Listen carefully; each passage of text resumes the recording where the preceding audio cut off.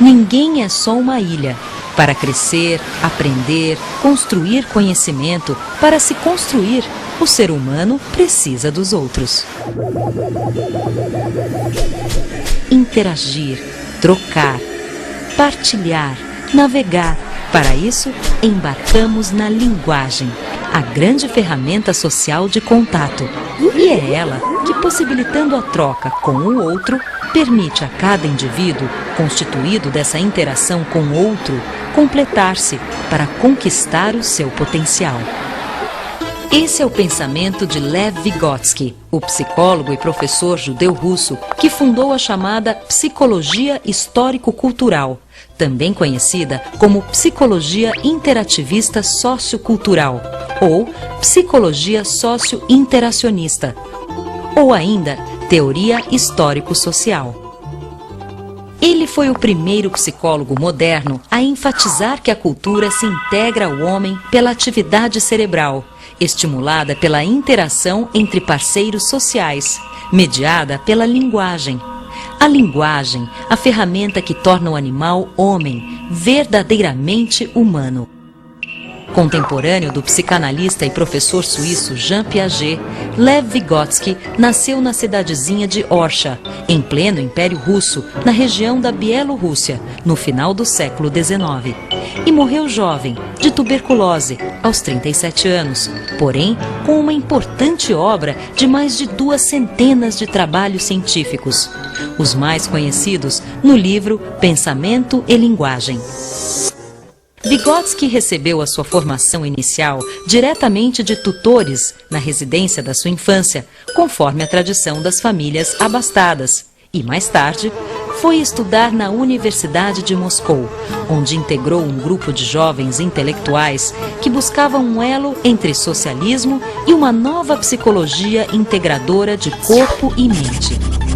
Assim, embora graduado em Direito, Vygotsky transitou também pelas áreas da medicina, psicologia, história, literatura, filosofia, atrás da formação interdisciplinar decisiva para a base das suas ideias, que mesclavam a biologia do corpo com a filosofia, literatura e psicologia da mente. Vygotsky formou-se na Universidade de Moscou no histórico ano de 1917, marco da Revolução Russa que derrubou o Império dos Czares e deu lugar à nova Rússia socialista, governada pelas ideias de Marx. O discurso marxista postulava que tudo é histórico, fruto de um processo, e que são as mudanças históricas na sociedade e na vida material que modificam a natureza humana, em sua consciência e comportamento. Influenciado por essas ideias, Vygotsky construiu a sua teoria sobre as funções psicológicas superiores e como a linguagem e o pensamento estão fortemente conectados.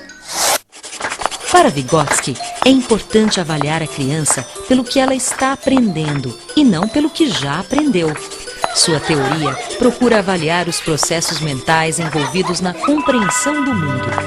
E o modelo de aprendizado descrito por suas ideias representou um grande salto para a pedagogia, especialmente quando descreve a zona de desenvolvimento proximal. Para ele, uma das etapas de aprendizagem mais importantes. Para entender as ideias de Vygotsky, é fundamental inteirar-se de 4 pensamentos chaves vygotskianos: interação, mediação, internalização e ZDP, Zona de Desenvolvimento Proximal. Vygotsky descobriu que para melhorar o nível da aprendizagem, mais do que o indivíduo agir sobre o meio, precisava interagir. Para ele, todo sujeito adquire seus conhecimentos a partir de relações interpessoais, de troca com o meio. Por isso, é chamado de interativo. Vygotsky afirma que aquilo que parece individual na pessoa é, na verdade, resultado da construção da sua relação com o outro. Um outro coletivo que veicula a cultura. As características e atitudes individuais estão profundamente impregnadas das trocas com o coletivo. E justamente é ali, no palco da cultura, dos seus valores, da negociação de sentidos tramada pelos grupos sociais, que se constrói e se internaliza o conhecimento. Como? Através da língua, da linguagem, dos símbolos escolhidos como metáforas ou outras figuras que se constituem em valiosa moeda de troca. Isto é, a interação é feita através da linguagem, que realiza uma espécie de mediação do indivíduo com a cultura.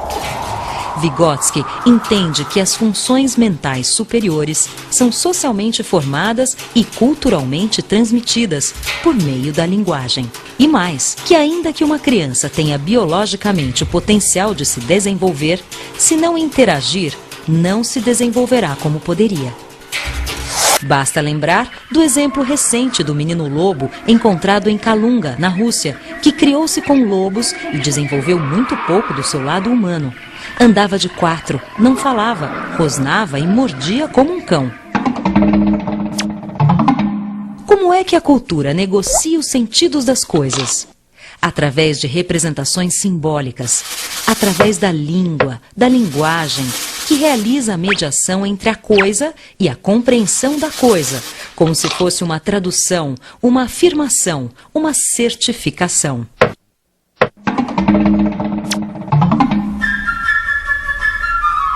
Se pegarmos, por exemplo, uma cadeira, e há um consenso entre nós de que vamos chamá-la de cadeira, e que se diz cadeira, e que serve para sentar, a criança entende. Esta informação vai parar lá no seu cérebro, onde fica armazenada junto com o atributo sentar. Passamos assim para a terceira ideia-chave de Vygotsky, a internalização, que é o momento em que o aprendizado se completa, quando a criança, ao refletir sobre o nome e o significado de cadeira, ao internalizá-los, consegue abstrair o conceito de cadeira e torná-lo universal. E então, cadeira não cabe mais só na palavra cadeira, porque a própria criança descobre os muitos sentidos da palavra, que adquire, assim, novos tons, afetivos, emocionais, de memória, de sentimento ou simplesmente de informação. Tudo via mediação da linguagem, na troca com os outros, interação, e consigo mesma, internalização. A criança apreende conhecimentos, papéis sociais e valores.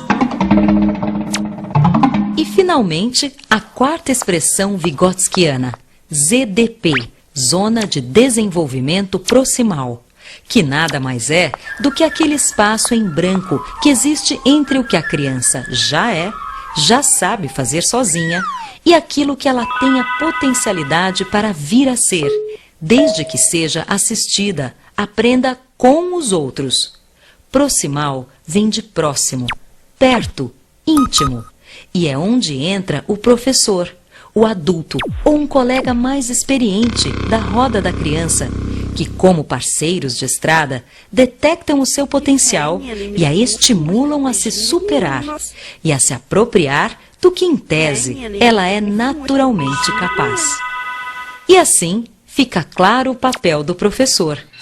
Para Vygotsky, o professor é um mediador entre a criança e o mundo, um parceiro de estrada mais experiente, um descobridor da ZDP do aluno, que o ajuda a interagir com os outros e consigo mesmo, e assim atingir o que lhe é de direito, não o melhor além do outro, mas o melhor de si mesmo, isto é, o seu potencial.